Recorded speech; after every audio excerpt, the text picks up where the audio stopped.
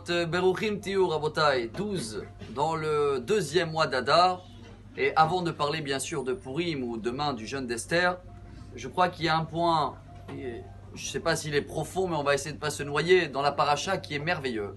Est amené au nom du Ramchal. Vous avez entendu parler de Rabbi Moshe Chaim Luzzatto, décédé 1746, il y a 270 ans en arrière, un des plus grands kabbalistes qu'il a écrit le livre Mesilat Yesharim. Je ne sais pas comment le traduire en français, mais en tous les cas, à la fin de livre, dans le chapitre 26, il nous explique que tous les parachas qu'on est en train de lire en ce moment pour les sacrifices, il y a une raison en plus, c'est que Hachem il veut que chaque élément dans ce monde, que ce sera, il y en a 4, hein, l'homme, les animaux, les végétaux et les minéraux, ils doivent tous se sacrifier, se rapprocher vis-à-vis de Dieu, les prélever.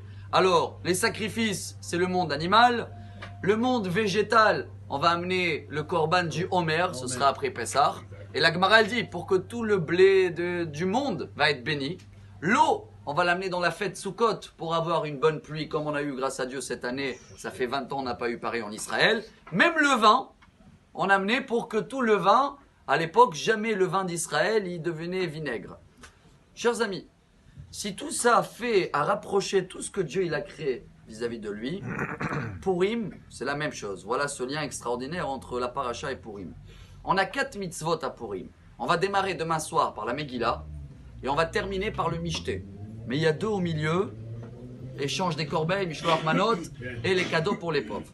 Le premier, celui-là qu'on va démarrer demain soir, c'est pour nourrir notre âme. On commence par donner la part pour notre âme. Elle va se nourrir de la Megillah, des miracles, et elle sera rassurée que comme Dieu il était là, t'inquiète pas, tu vas voir que des miracles. La dernière va nourrir notre corps, c'est le Mishté. Comme ça notre corps il va être en bonne santé et il va manquer rien dans notre table.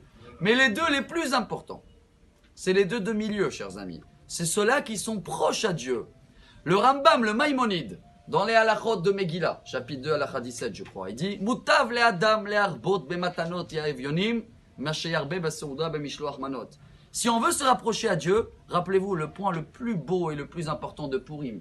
Qu'est-ce qu'il a dit à Man au début? Il y a un peuple, Mefouzar ou Meforad, il est un peu partout, ils sont pas ensemble. Si on veut se rassembler, pas penser que à notre âme, à les miracles dans notre vie et la santé de notre corps. C'est très important, ces 2 premiers mitzvot. Mais n'oubliez pas les 2 de milieu, chers amis. C'est cela de donner à des gens que je connais même pas. Ça va prouver à Dieu que on fait ce que lui nous demande. On va terminer avec un exemple. Gemara Brachot, page 44. Rava, il disait, même si on glisse sur les 3 minutes, à son cuisinier, va m'amener de la viande, le coup, ça va. Pourquoi? Bon, d'abord, elle est bonne apparemment, je suis pas un boucher, mais Kevan Shei Krova Limkom Mitzvah. Comme c'est à côté de la Shrita, c'est l'endroit le plus kadosh. L'endroit le plus kadosh de Purim, chers amis, c'est Matanot Lavionim, les cadeaux pour les pauvres, on pense à eux. Et dans ce cas-là, on est dans l'image de Dieu et on prélève tout ce qui se passe autour, toute notre année, toute la fête de Kippour commence par ça. Mais n'oubliez pas, avant ça, il y a demain le jeûne. Hein. Alors bon jeûne à tous et excellente journée. Amar Rabbi Elazar, Amar Rabbi